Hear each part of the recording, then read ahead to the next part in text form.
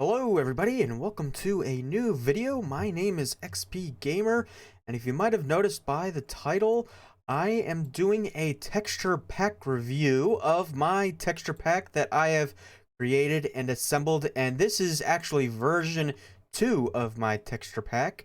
Version 1, if you may have noticed in my survival series and my hardcore series and any other series, you may have noticed some slight subtle changes to some of the textures in Minecraft, and now is actually my version 1, and I am in the process of updating it. Almost all done. There's still some more textures I'd like to add to my version 2, but in this video I'm going to be showing you some of the textures and changes that I made to my texture pack. And so yeah, let's get started. And just to let you know, all these textures I did get from Vanilla Tweaks. I just picked out the textures that I'd like and I assembled them all into one pack. So let's get started in showing you my version 2 of my texture pack. So with the first texture I have changed here from Vanilla Tweaks is actually dirt and coarse dirt. I have added a variated dirt texture, which is the one on top here. It basically, I don't know if you could notice, but it has a slight variation in the dirt. It doesn't really make a big difference for me.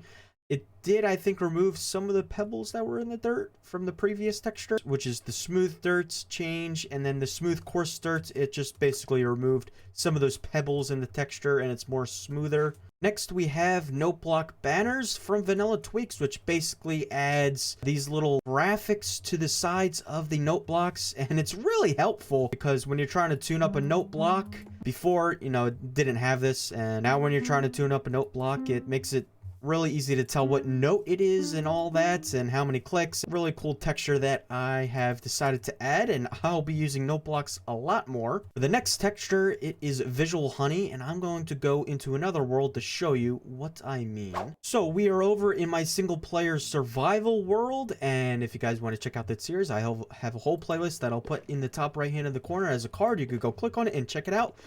But yeah, we are in my single player survival world. So the visual honey texture is basically, it adds a visual to the beehive and bee's nest to let you know how full the nest or beehive is with how much honey is inside. Before, it didn't have this, which is, I think, a really cool and useful texture, and by the looks of it, all of this honey is full. So the next change I added is a brewing guide, where if we right click into this brewing stand, we have this guide here on this side and on the left side that shows you what ingredients you need to make each potion. So for example, a slow falling potion, which is right here, you need a phantom's membrane, which is this icon right here. And I think that is a really cool little texture. I guess it's not really a texture, it's just like a graphic change that I think is really cool. So for the next texture, it has to do with the lodestone, and it adds on the sides what direction north is, south, east, and west. So for example, this way is north and this way is south, and it's just a really useful kind of texture to have on the lodestone. The next couple deal with redstone. This will become very helpful to use. So first, with redstone dust, I added a texture that shows the power level of the redstone dust. You can see 15s here, and then 8, 7, 6, and then 1 and 0. This is very useful because before I used to always count out, what power level a certain redstone line is at, and it was just a big pain, but this makes it a lot more helpful. So the next change is adding arrows to things like observers, hoppers, droppers, and dispensers.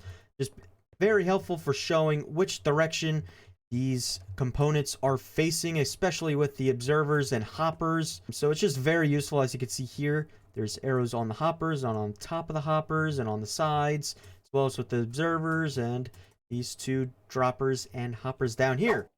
The next one is for the sticky piston. It just basically adds the texture, the slime texture on the sides at the very top of the sticky piston, so you could decipher which one is a sticky piston. So this is the original Mojang texture of the sticky piston sides. This is obviously a sticky piston, and this is a regular piston.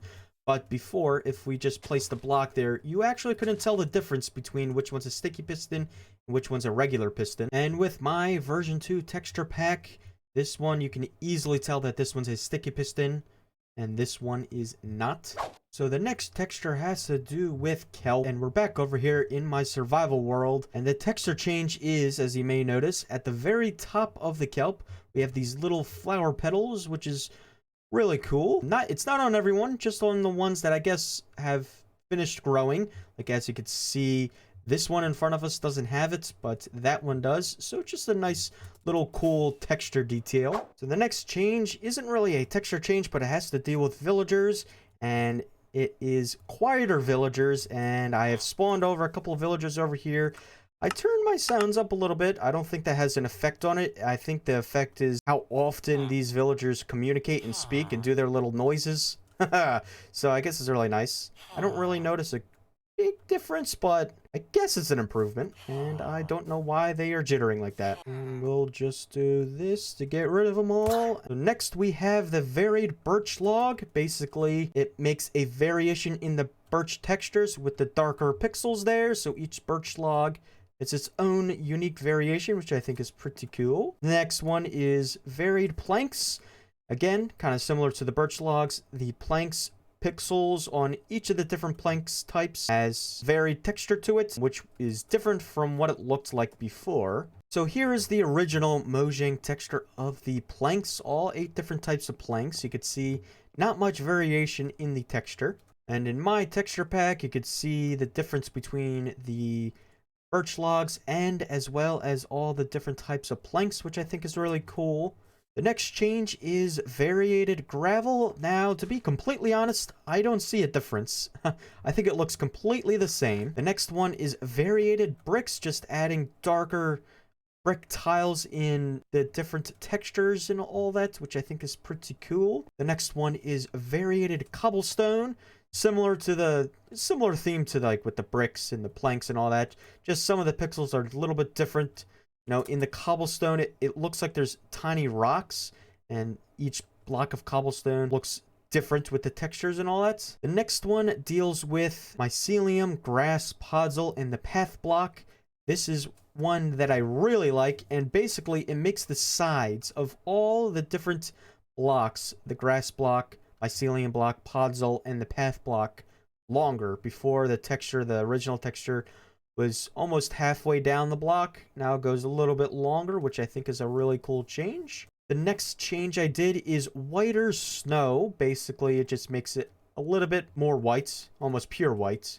I think looks really cool. The next texture change I did was with the grass, the actual blades of grass. I just made it shorter. So we're back over here in my survival world, and the next change I did, as you might have noticed earlier, I did a change to make the water, the texture of the water, clearer and all that, so you could see a lot better underwater as we're flying up, and I think it looks really cool. And I also think it made the water look darker for some reason.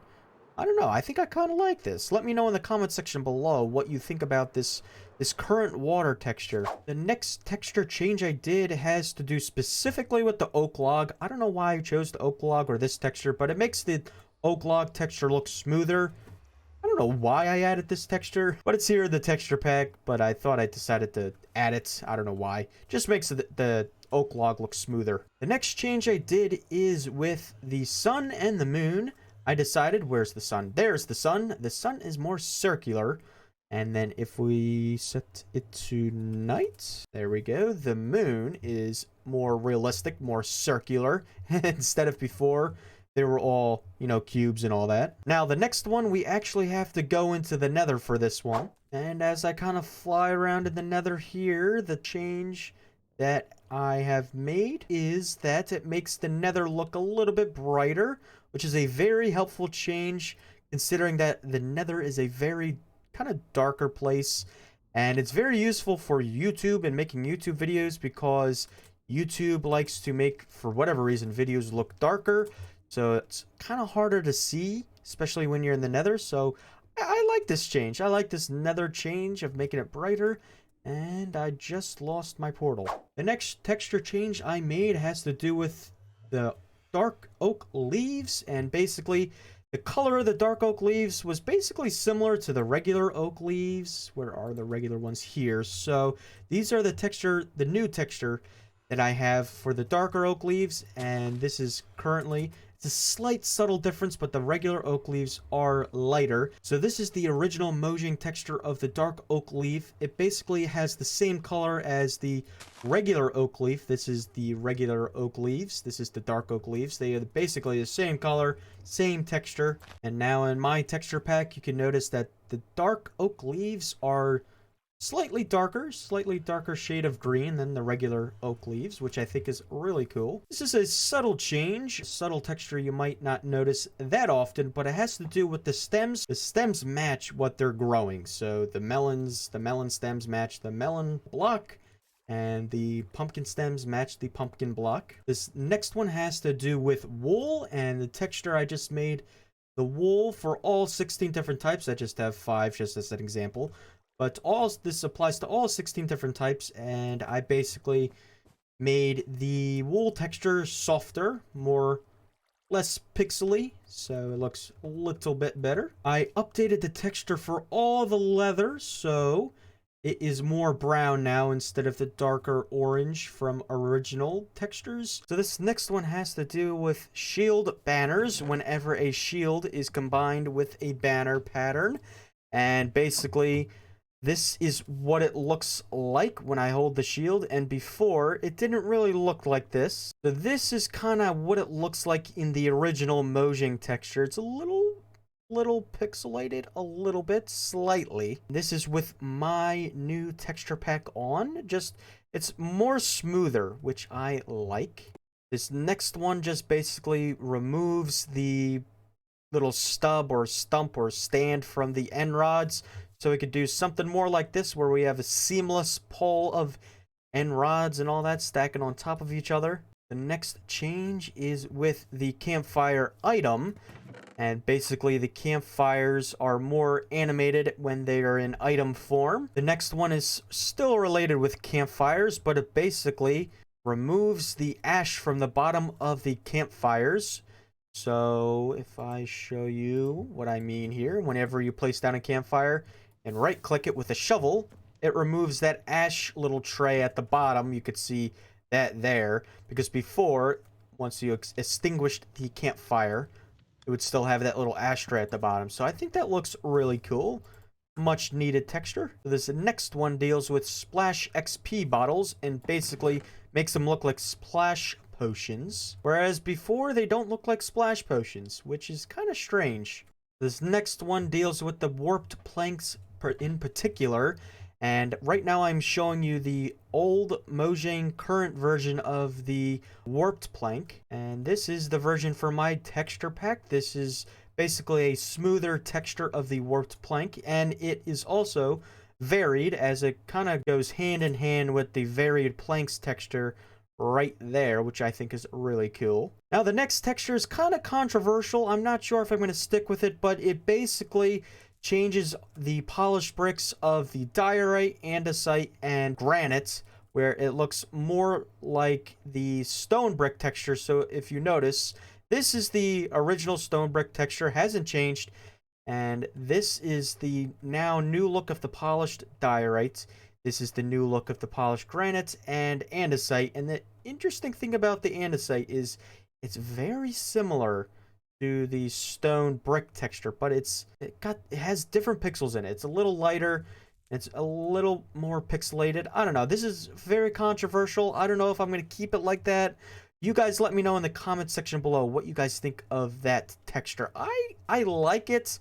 It's just a matter of if I'm going to get used to it or not. But yeah, anyway, let me know what you think of that texture and if I should keep it or not. The next one has to deal with arrows, and just the original arrows, as they are flint tipped. The next one has to deal with glazed terracotta, and glazed terracotta is one of those blocks that not everybody likes. I basically took all the different types of patterns you can make from the different types of glazed terracotta and kind of condensed them into one block. So the 4x4 pattern is on one block, and I think it might look better that way. I don't know. Let me know, you guys.